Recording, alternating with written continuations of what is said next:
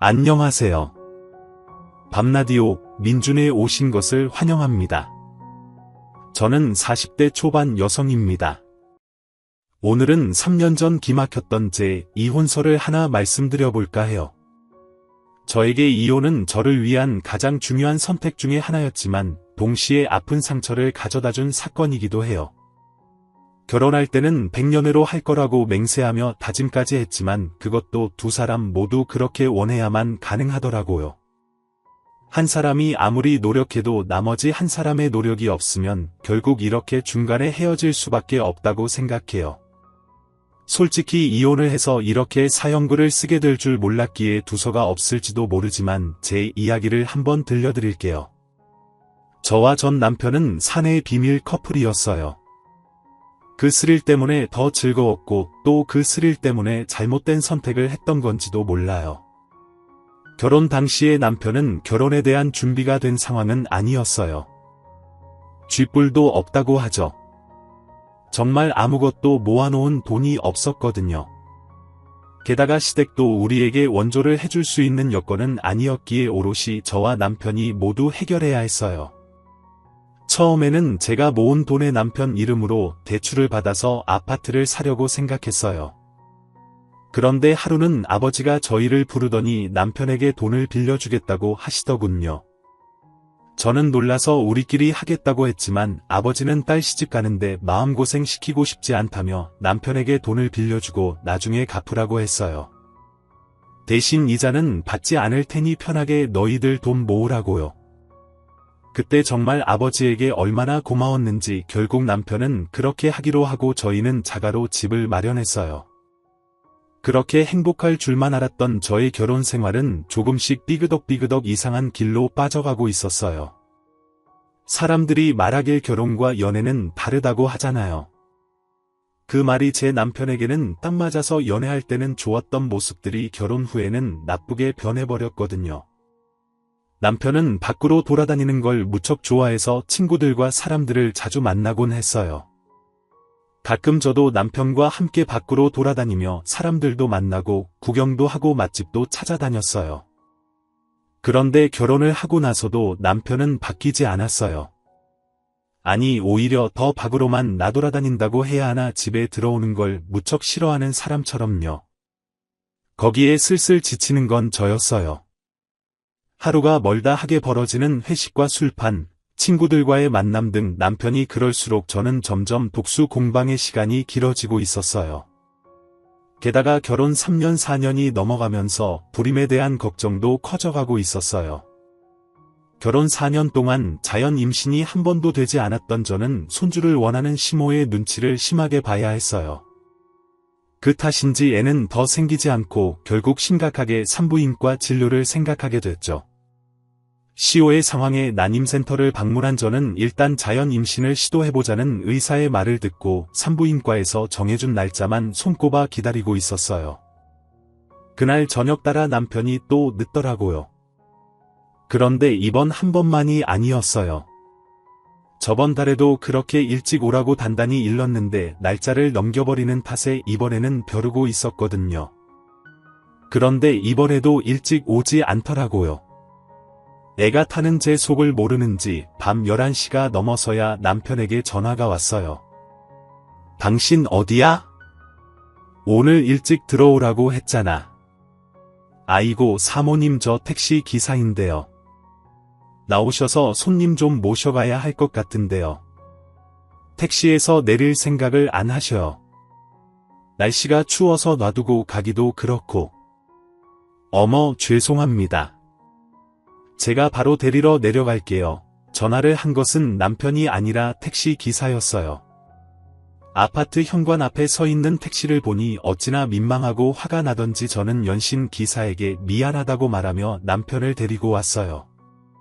술에 쩔어서 몸을 가누지도 못하는 모습을 보는데 정말 한 대 쥐어받고 싶을 만큼 열이 받더라고요. 게다가 남편을 데리고 집에 들어오는 내내 남편의 옷에서 나는 제 것이 아닌 여자의 향수 냄새와 붓 냄새에 겨우 화를 삭히며 집으로 들어왔어요. 밝은 데서 보니 더 선명하게 보여지는 남편의 모습에 저는 눈을 감으며 충격을 감당해야 했어요.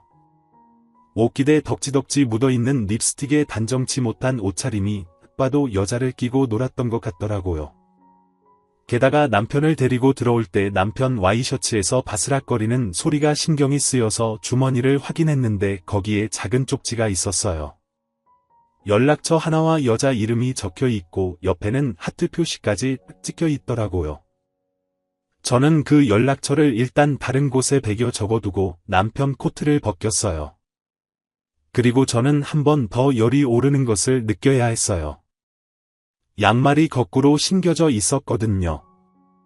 일을 하면서 양말을 다시 신었을 리 없고 설사 천번양보에서 다시 신었다 하더라도 제정신이라면 거꾸로 신었을 리 없었겠죠. 차라리 양말이 없었다면 제가 덜 화가 났을지도 몰라요. 애를 가지고 싶어 오매불망 남편만 기다려야 하는 제 사정이 이렇게 비참하고 짜증나는 일이 되어버려. 저는 그날 분노의 눈물과 우화를 삼키며 잠도 제대로 못 잤어요. 그리고 다음날 아침 남편이 눈을 뜨자마자 저를 부르더군요. 여보 나 물 좀 가져다 줘. 술이 안 깨네.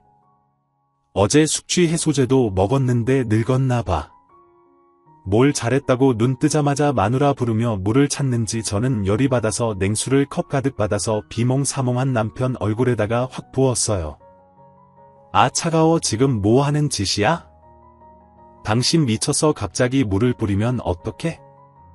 뿌릴 만하니까 뿌렸지. 지금 당장 냉수 마셔도 정신 못 차릴 것 같으니까 내가 뿌려준 거야. 정신 똑바로 차리고 이야기하라고. 무슨 이야기를 해? 아 어제 늦어서 그런 거야. 오랜만에 친구가 연락 와서 한잔 좀 했어. 그런데 그게 이렇게까지 아침에 물벼락 맞아야 할 일은 아니잖아. 그것도 이유 중에 하나지. 내가 먼저 약속을 잡았는데 당신이 내 약속을 지키지 않았으니까 화가 나는 건 당연한 거야. 근데 그건 덜 중요한 이유야. 제일 중요한 이야기를 말해봐. 어제 술 마신 것까지는 이해할 수 있어. 그래. 내가 술 마시고 늦게까지 노는 게 하루 이틀 일도 아니니까. 하지만 그 꼴은 뭐야? 와이셔츠에 묻은 립스틱과 거꾸로 신은 양말이라니. 나 몰래 바람 피우니? 아니지. 나한테 나 바람 피웁니다 하고 시위한 거니? 이건 그냥 별거 아닌 거야. 친구랑 놀면서 도우미 좀 불렀어. 걔네들 치근덕대는 거 다 알잖아.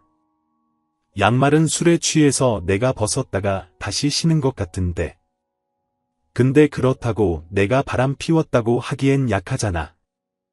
다들 부르자고 난리인데 내가 싫다고 할 수는 없잖아.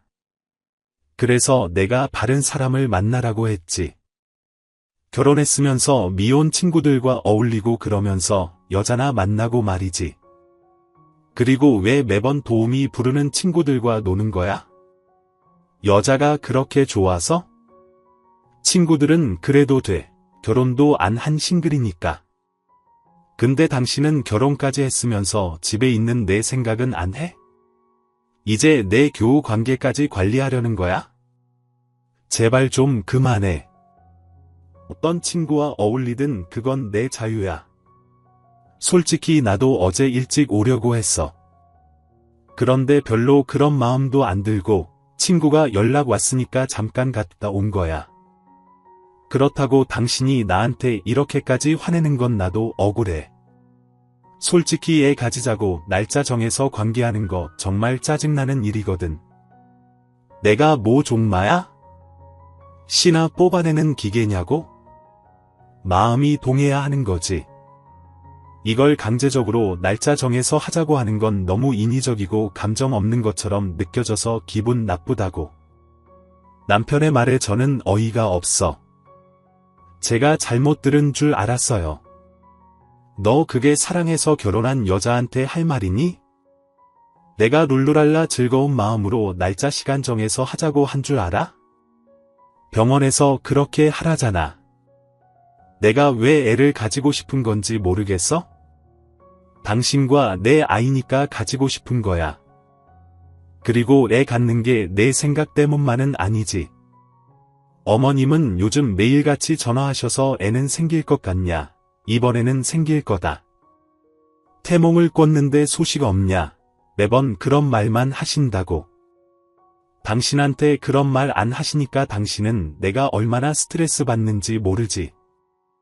진짜 이런 면이 너무 마음에 안 들어. 약속 거절 못하는 거 이해할 수 있어. 그런데 기분 나쁘다면 어쩔 수 없지. 사랑도 없는데 왜 살아? 여기서 끝내. 나는 당신하고 헤어져도 아쉬운 거 하나 없어. 내 말이 끝나자 남편의 당당하고 짜증나던 얼굴이 조심스럽게 바뀌었어요. 그럴 수밖에 없죠. 저는 정말 아쉬운 게 하나도 없었으니까요. 사내 연애였지만 제가 이미지에 타격을 받을 일은 전혀 없었잖아요. 잘못한 건 이 사람이니까요. 부서도 달라서 자주 마주칠 일도 없거든요. 게다가 이 집은 어차피 아버지와 제 돈으로 산 집이니 지금 당장 이혼하더라도 남편은 유책 배우자가 돼서 집 소유권 주장은커녕 위자료만 더 내야 하거든요. 그걸 이해한 건지 남편이 제 눈치를 보더라고요. 당신 와이셔츠에 쪽지 하나 들어가 있었거든. 예쁜 여자 이름 하나랑 연락처 그리고 하트 모양까지 있지.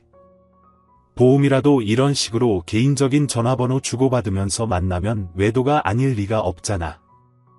아니면 내가 이 전화번호로 전화를 한번 해볼까? 유부남 꼬셔서 뭐 하려고 했냐고. 혹시 또 모르잖아. 당신이 결혼 안 했다며 총각 흉내냈다고 이야기해줄지도 모르지.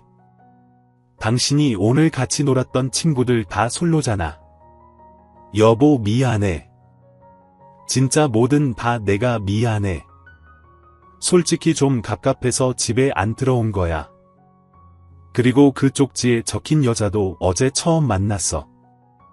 여러 번 만났으면 연락처를 줬을 리가 없잖아. 그리고 진짜 아무 일 없었던 건 확실해.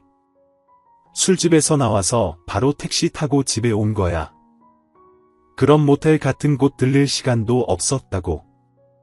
앞으로 절대 이럴 일 없을 테니까 2번만 자기가 이해하고 넘어가죠. 진짜 술 취해서 벌어진 해프닝 같은 일일 뿐이라고. 남편의 구구절절한 변명과 핑계에도 제 화는 가라앉지 않았어요. 왜인지 더 심하게 짜증이 나더라고요. 변명 같은 거 다 필요 없고 우리 애 가지는 거 다시 생각해보자. 이 상태로 애 가져봐야 상처는 애만 받아. 집에 매번 늦게 들어오고 친구랑만 노는 아빠, 육아로 고생하면서 신경질만 느는 엄마, 어느 쪽이건 애한테 좋지 못한 건 맞고. 당신 말대로 당신 종마 취급 당하는 건 싫다니. 그것도 내가 이해해 줄게. 그렇지만 나도 지금 당장은 당신이랑 즐겁게 살고 싶은 기분 아니거든. 다른 여자랑 치근덕거린 당신하고 옆에 있는 것도 솔직히 불쾌해.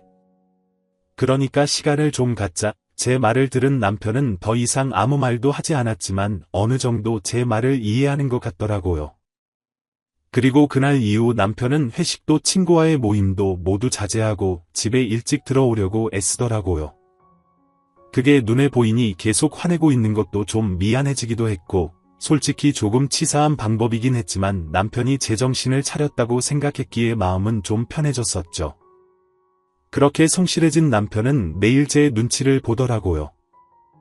그리고 그 이후 한 달쯤 지났을까요? 명절 며칠 전쯤 갑자기 아버지에게서 전화가 왔어요. 미국에 있는 내 오빠 어제 한국 들어왔는데 연락됐니? 오빠 한국 들어왔어? 나한테 연락 먼저 하라니까. 나 결혼하고 나서는 연락도 잘 안 되더라고. 남편한테 소개시켜준다고 해도 싫다고 해서 우리 그이는 아직도 나한테 오빠 있는지 모르는데 언제까지 숨겨야 될지 모르겠어. 근데 성이 다르니까 소개하면 우리 집 재혼 가정인 거 금방 알 테고. 제가 남편에게 숨기는 것 한 가지는 저희 집이 재혼 가정이라는 것이었어요. 그런데 그 꼬리가 너무 의외의 곳에서 잡혀버렸죠. 하루는 배달이 왔어야 할 새벽 우유가 아침에 보니 사라졌더라고요. 분명히 업체에서는 새벽에 배달을 했다고 하고요. 평소 우유를 마시지 않는 남편이 가져갔을 리 없다고 생각한 저는 분실 사건이라고 생각하고 범인을 어떻게 잡을까 생각하고 있었어요. 일하는 내내 그 생각을 하다가 아파트 CCTV 엘리베이터나 계단에 찍혀 있지 않을까 하는 생각이 들었죠. 그래서 퇴근하고 불이 나게 아파트 관리사무소로 향했어요. 우유가 없어졌다고 양해를 구한 뒤 저는 CCTV를 돌려봤어요. 그러다가 두 눈으로 믿을 수 없는 광경을 목격했어요. 아침 시간 제 남편이 엘리베이터에서 어떤 여자와 무척 진한 아침 인사를 하고 있더라고요. 서로의 헤어를 정리해주고 사람이 타니 뒤로 물러나 모르는 사람처럼 있다가 몰래 손을 잡는 모습까지 이미 제 머릿속에서 우유 도둑은 사라지고 없었어요. 두 연놈의 행태가 너무나 충격적이었거든요. 저는 관리사무소에 부탁해서 전날도 그 전날도 확인해 봤어요. 그리고 정확하게 상간녀가 누구인지 알게 됐죠. 여자의 얼굴이 너무 눈에 익어서 금방 눈치챘어요. 남편의 외도 상대는 앞집 여자였어요. 아침 시간에 설마 출근할 때 외도를 하지는 않을 거라 생각했는데 상간녀가 앞집이니 그 출근 시간을 더 활용한 거였죠. 등잔 밑이 어둡다는 말이 맞더라고요. 결국 CCTV 동영상을 제 핸드폰으로 찍어놓고 집으로 가 남편을 기다렸어요. 역시나 늦더라고요. 저는 밤이 늦어질수록 거실이 아닌 현관에서 남편을 기다렸어요. 계단식 아파트라 앞집이 보이거든요. 둘이 밖에서 만나다가 들어오려면 같이 와야 하니까요. 그렇게 현관문 앞에서 기다리던 제 눈에 두 사람이 나타났어요. 역시 제가 잘못 본 게 아니라는 걸 확인이라도 시켜주듯 두 사람은 손을 잡고 앞까지 걸어오더라고요. 참 대담하기도 하지. 같은 층에 두 사람의 남편과 아내가 있는데도 저렇게 애정 행각을 하다니 남편은 여자를 집으로 돌려보낸 뒤 저희 집 도어락 비밀번호를 누르더군요. 와, 깜짝이야. 여기서 뭐 하는 거야?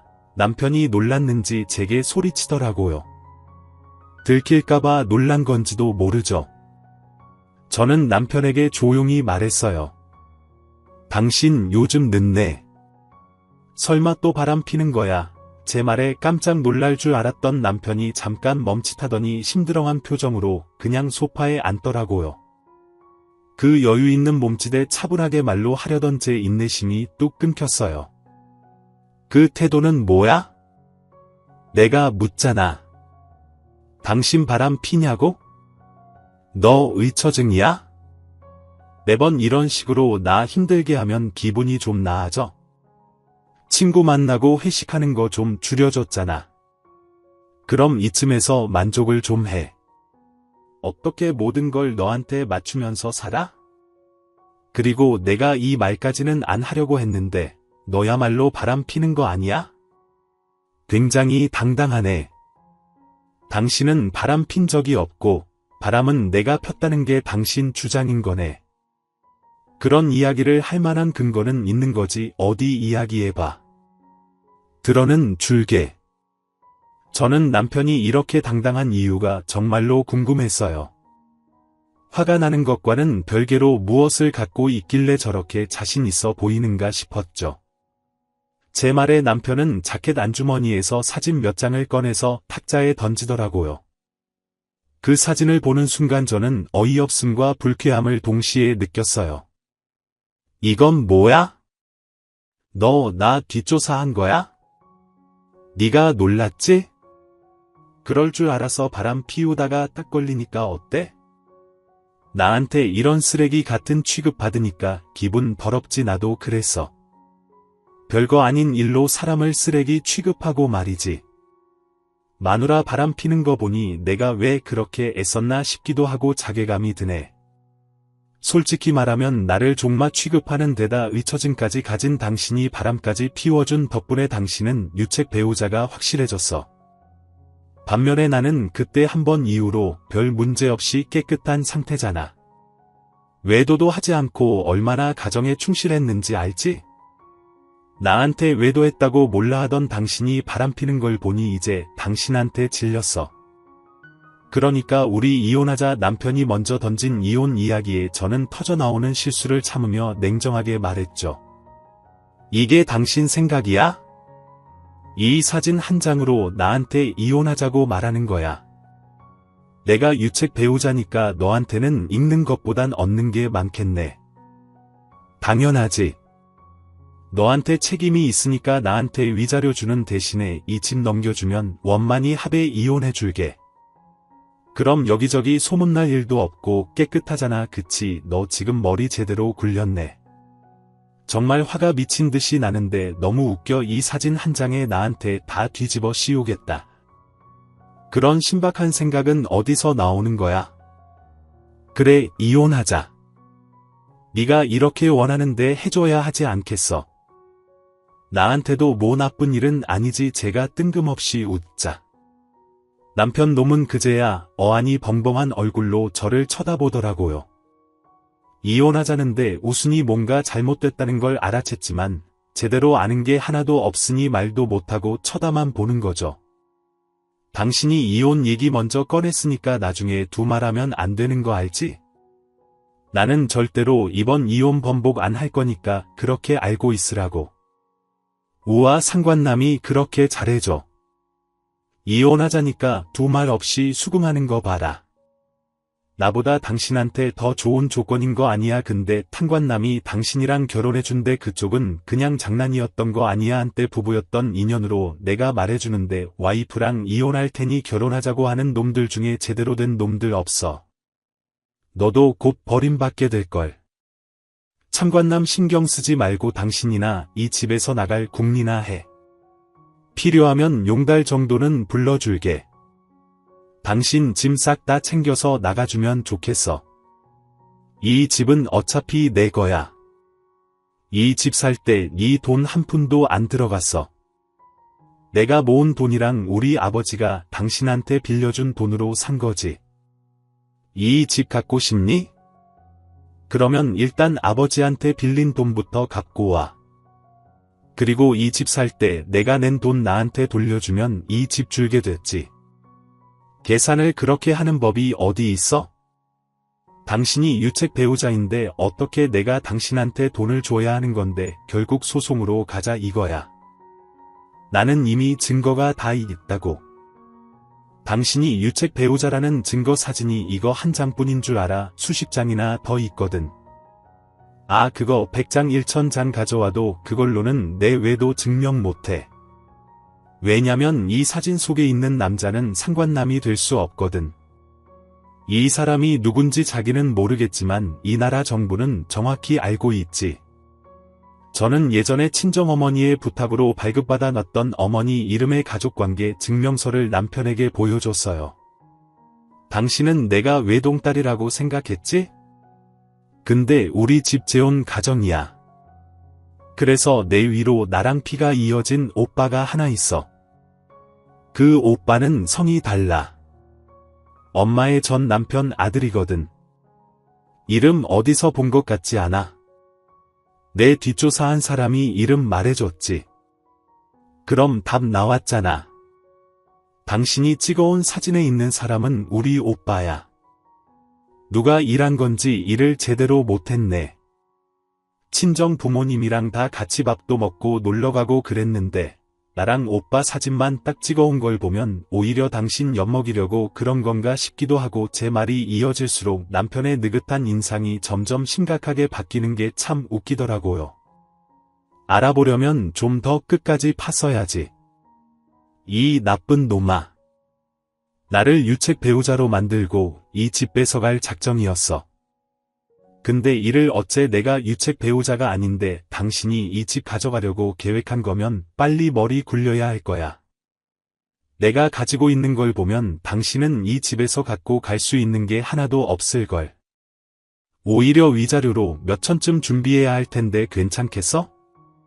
남편은 소파에서 내려와 내 앞에 무릎을 꿇었어요. 처음 보는 모습이었어요. 그런데 얼마나 꼴보기가 싫던지. 그런 내 생각은 꿈에도 모른 채 남편은 열심히 저에게 빌더라고요. 여보. 내가 아주 잠깐 미쳤었나 봐. 진짜 미안해. 잠시만 내 말 좀 들어봐. 진정하고 당신 너라고 하던 남편 놈은 불리한 상황이 되니 저를 여보라고 부르더라고요. 가증스러운 놈, 그 모습을 보는데 어찌나 찌질해 보이던지. 나 지금 지극히 냉정한 상태야. 이보다 더 차분할 수가 없어.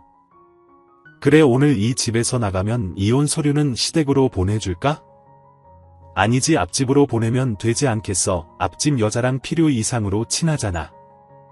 제 물음에 남편 얼굴이 허옇게 질려버리더라고요. 제가 모를 줄 알았나 봐요. 하긴 저도 우유가 아니었으면 영원히 몰랐을 수도 있죠. 역시 앞집 여자 이야기를 꺼냈더니 미안하니 뭐니? 변명하려던 남편 입이 꾹 닫혔어요. 그리고는 눈동자만 떼굴떼굴 굴리며 이 상황을 어떻게 빠져나가야 할지 궁리하더라고요. 빠져나갈 구멍을 못 찾게. 저는 남편 놈 앞에 CCTV를 촬영한 영상을 떡하니 보여줬어요. 그걸 보더니 눈을 감더라고요. 이걸 변명할 수는 없을 테니까요. 안 들킬 거라고 생각했어. 그래. 나도 몰랐을 거야. 설마 아침에 저렇게 대담하게 바람을 필 줄이야. 정말 뒤통수 제대로 맞을 뻔했지. 그런데 오늘 아침에 누가 우유를 딱 가져가는 바람에 도둑 잡으려다 당신 외도 장면 잡은 거야. 누가 가져간 건지 보면 절이라도 해주고 싶네. 동영상 진짜 잘 찍혔지. 손 잡는 거 보니까 아주 죽고 못 살아. 그지? 이걸 보고도 당신이 유책 배우자가 아니라고 할 사람이 있을까? 근데 관리 사무실의 CCTV는 보관 기간이 며칠이려나 모르겠네. 그거 확인하면 언제부터 바람 핀 건지 확인할 수 있을 텐데. 여보 진짜 미안해. 내가 진짜 다 잘못했어. 저 여자가 나 꼬시는 바람에 내가 넘어가 버린 거야. 진짜로 만난 지 얼마 되지도 않았고 그렇게 깊은 사이도 전혀 아니야. 나는 그냥 잠깐 아주 잠깐 바람 쐬는 기분으로 만난 것뿐이라고. 그러니까 제발 이혼만은 안 돼. 내가 미친 놈이었어. 그런 말을 왜 꺼냈는지 나 여기 나가면 갈 곳도 없어. 제발 남편은 제 치마자락을 붙잡고는 울며 불며 매달렸어요. 아까 전에 그 기세등등한 당당함은 어딜 간 건지 완전히 180도 바뀐 그 모습에 저는 그놈의 손을 뿌리쳤어요. 다 필요 없어. 분명히 이혼 번복 없다고 말했어. 지가 바람 펴놓고는 나한테 뒤집어 씌우고 집을 가져가려고 하다니. 어떻게 그런 생각을 할 수가 있어? 이 파렴치한 놈니 눈에는 내가 돈이니 애 안 가지려고 할 때부터 알아봐야 했는데 다 끝났어. 그러니까 당신 짐 다 싸서 지금 당장 나가 안 나가면 앞집에 당신 짐 다 갖다 줘 버릴 거야. 여보 제발 앞집에는 알리지 마. 부탁이야. 내가 나갈게. 내가 나가면 되잖아. 그렇게 죽고 못 살아 얼마나 사랑하면 들키지도 못하게 그래. 근데 앞집에 알리고 말고는 내 마음이거든. 여기서 더 내 기분 더럽게 만들면 지금 당장 초인종 누를 거야. 결국 남편은 이후 찍소리도 못하고 필요한 짐만 챙겨서 나갔어요. 저는 남편의 그 모습이 더 짜증났어요. 앞집에 알리지 말라니 그 정도로 아끼나 싶었지만 아니었어요. 나중에 알고 보니 그 여자를 아껴서 그런 게 아니라 그 여자가 상관료 소송으로 위자료 지불할 때 자기한테 내달라고 할까봐 그런 거였더라고요. 어디까지 찌질해질 수 있는지 그리고 나중에 확인을 해봤더니 그날 우유를 가져간 건 어이없게도 남편이었더라고요. 우유를 마시지 않는 남자가 왜 가져갔나 싶었더니 그걸 상간녀에게 줬더라고요. 그때는 자기가 가져갔다고 저한테 이야기할 생각이었다는데 이 멍청한 놈이 그걸 나중에 깜빡하는 바람에 저는 스스로 판도라의 상자를 열어버린 거죠. 그리고 알고 보니 앞집 여자와는 반년 정도 사귄 상태로 생각보다 오랫동안 만남을 이어왔더라고요. 저는 앞집 여자에게도 화가 났어요. 매번 오며 가며 살갑게 인사하곤 했는데 저를 볼 때마다 제 남편과의 만남을 떠올리며 저를 불쌍하고 눈치 없는 여자로 봤을 걸 생각하니 분이 나서 못 참겠더라고요. 그래서 앞집 여자에게도 상간녀 소송을 걸었어요. 남편과의 이혼 소송도 물론 진행했고요. 그렇게 상간녀 소송 걸고 얼마 뒤 누가 우리 집 배를 누르더라고요. 화면에는 앞집 여자가 서 있었어요. 제가 문을 열어주니 그 여자가 갑자기 저희 집 현관문에 끌어안더라고요. 왜 이러세요? 일어나세요? 아니요. 제가 정말 다 잘못했어요. 잠깐 만난 거예요. 그러니까 제발 소송만 취하해 주시면 안 될까요? 염치 없는 부탁이라는 건 잘 알지만 어떻게 좀 선처를 제가 왜 그래야 하는지 잘 모르겠네요. 소송 취하해 주시면 제가 위자료는 드릴게요. 꼭 드릴 테니까 남편과 아이만이라도 알 수 없게 해주시면 잘못하면 아이도 남편도 다 잃게 생겼어요. 그러니까 제발 소송만 취하해 주세요. 위자료는 제가 드릴게요. 아, 그러세요? 모두 잃게 생겼구나. 그런데 저도 당신 덕분에 가정과 남편을 잃었어요. 그러니까 그 부부는 그걸로 퉁치죠. 솔직히 바람 피울 때 소문날 거 생각 안 한 건 아니잖아요. 그래도 유부남 잘 만나고 다녔으면서 이제 와서 왜 후회를 해요? 후회하지 말고 열심히 즐긴 대가를 받으면 되죠. 제 말에 무릎 꿇고 있던 상간녀가 꿀먹은 벙어리가 되더라고요. 틀린 말은 단 하나도 없었으니까요. 남의 남자 만날 거면 소문날 거 당연히 각오한 거 아닌가요? 이제 더 이상 할 말 없으면 나가보세요. 저는 더 이상 해드릴 말이 없어요. 제가 피해자인데 가해자가 이렇게 피해자 행세를 하고 계시는 것도 이상하고 뭐 그렇게 따지면 남편 관리 제대로 못한 당신 탓도 있는 거 아니야. 당신이 남편 잘 붙들고 있었으면 이런 일이 생겼겠어. 잘해주지도 못할 거면서 결혼은 왜 했대?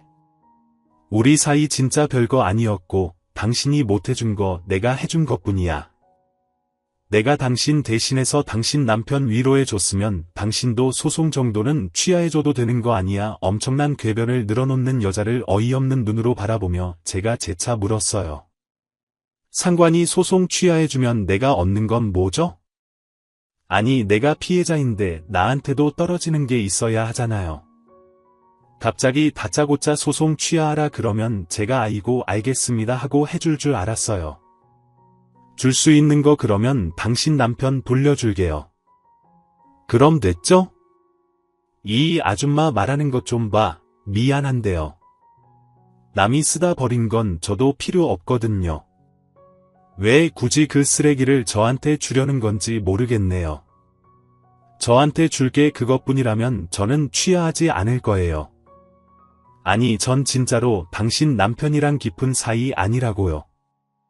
진지한 마음이 요만큼도 없었고 나한테는 남편이 메인이고 그쪽 남편은 사이드 메뉴 정도예요. 그러니까 그 정도밖에 안 되는 사이라는 거예요. 본인이 그 말 들으면 아주 좋아하겠네요. 근데 어쩌죠? 이야기할수록 점점 소송 취하하기 싫어지네요. 남편분이랑 아이들에게 뭐라고 변명할지 잘 생각해 두세요. 그럼 이만 나가주세요. 주거 침입으로 신고하기 전에 나사가 하나 빠진 것 같은 상간녀와의 만남을 끝으로 이혼 과정이 빠르게 진행됐어요. 제가 예상한 대로 남편 놈은 제게 위자료를 물어주게 되었고 우리 집에 대한 소유권도 주장하지 못하게 됐죠. 그리고 상간녀 소송에서 상간녀가 저에게 위자료를 지급하라는 판결이 난 뒤 앞집에서는 큰 소리가 자주 나더라고요. 고함 소리와 싸우는 소리, 우는 소리도 나고요. 그리고 얼마 지나지 않아 앞집은 이사를 갔어요. 저는 딱히 이야기한 바가 없는데 아파트에 소문이 났던 것 같아요. 이사 가는 날 상간녀의 모습은 보이지도 않고 상간녀의 남편은 저와 마주치자 고개를 푹 숙이고는 제 얼굴을 보지 않은 채 지나갔어요. 솔직히 상간녀의 남편을 보면서 마음이 편하지만은 않았어요. 제가 소송을 취하했더라면 저 가족은 거짓이더라도 행복을 유지할 수 있었을 텐데 하는 마음도 있었죠. 그렇다고 해서 제가 모든 걸 희생해야 하는 게 당연한 것도 아니잖아요. 정말 외도라는 건 남겨진 사람에게 비참함과 수치스러움을 주는 것 같아요. 그걸 고스란히 느끼고 있는 저였기에 그 상간녀의 남편 행동도 이해는 갔어요. 그리고 전 남편과 같은 회사에 다니는 저는 전 남편과의 이혼을 알리지는 않았어요. 저도 그런 눈빛 받는 게 싫었거든요. 그런데 전 남편의 바뀐 주소지 때문에 직장 내에서 이런저런 추측들이 있었던 것 같더라고요. 물론 저와의 냉랭한 분위기도 한몫했겠지만 제 주소가 그대로인데 남편만 바뀐 걸 보고 뭔가 문제가 있었다는 걸 다들 눈치챈 것 같았어요. 그런데 그 뒤에 진짜 웃긴 일이 있었어요. 같은 부서에서 일하는 직원이 조심스레 저한테 다가와서 말을 걸더라고요. 같은 부서지만 친하게 지내지는 않았고 솔직히 일보다는 소문을 더 좋아하는 성격이시라 조용한 저와는 크게 접점이 없었던 탓에 약간 의아했죠.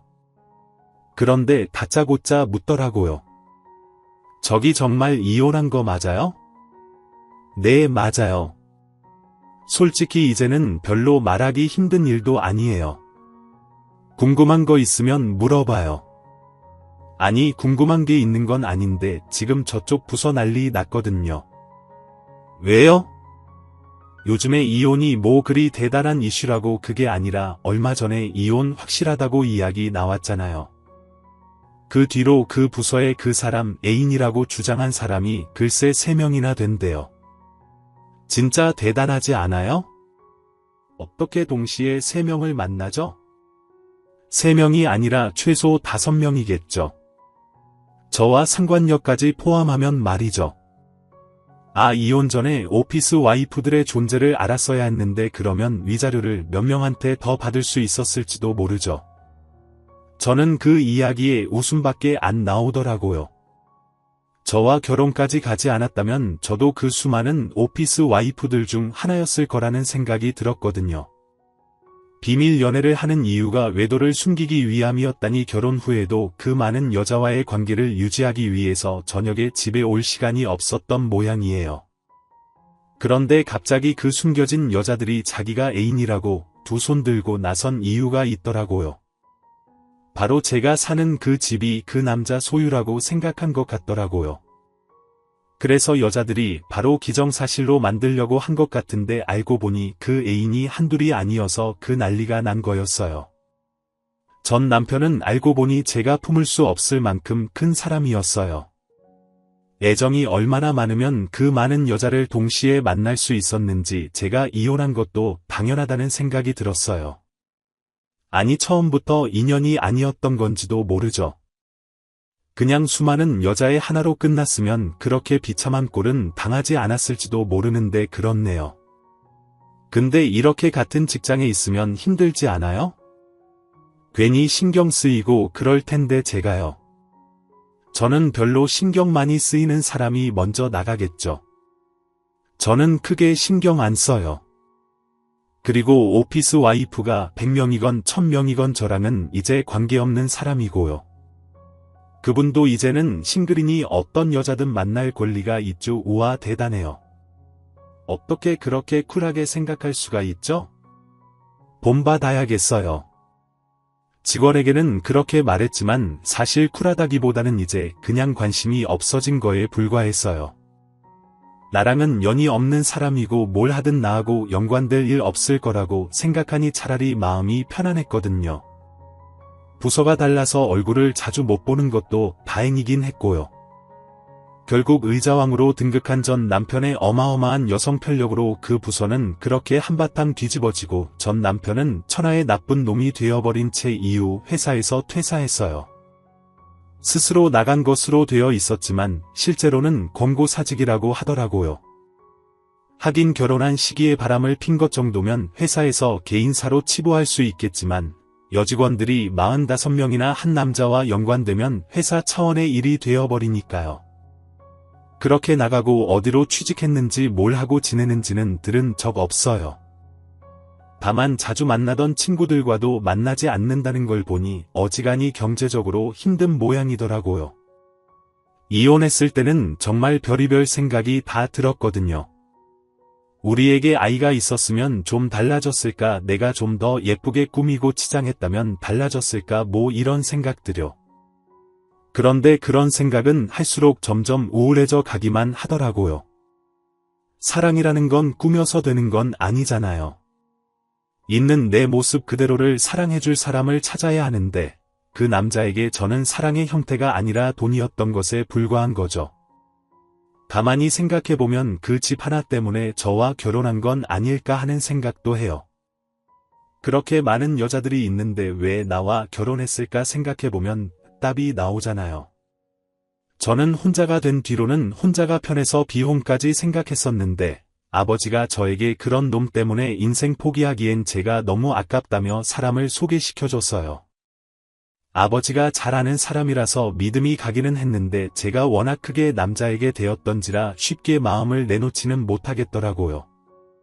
그렇지만 꾸준하게 저와 연락해주고 저를 최우선으로 생각하고 행동하는 그 사람 모습에 연애, 인연을 끝으로 재혼을 하게 됐어요. 결혼하고 나니 더 가정적이고 저를 사랑해줘서 지금은 사랑받는 새댁으로 행복하게 보내고 있답니다. 그리고 여담이지만 만난 지 2년 만에 아이가 생겨서 귀여운 아들 하나 낳고 잘 살고 있는 중이에요. 이렇게 잠든 아이를 바라보면 제가 지금 잘 빠져나왔다는 생각을 하곤 해요.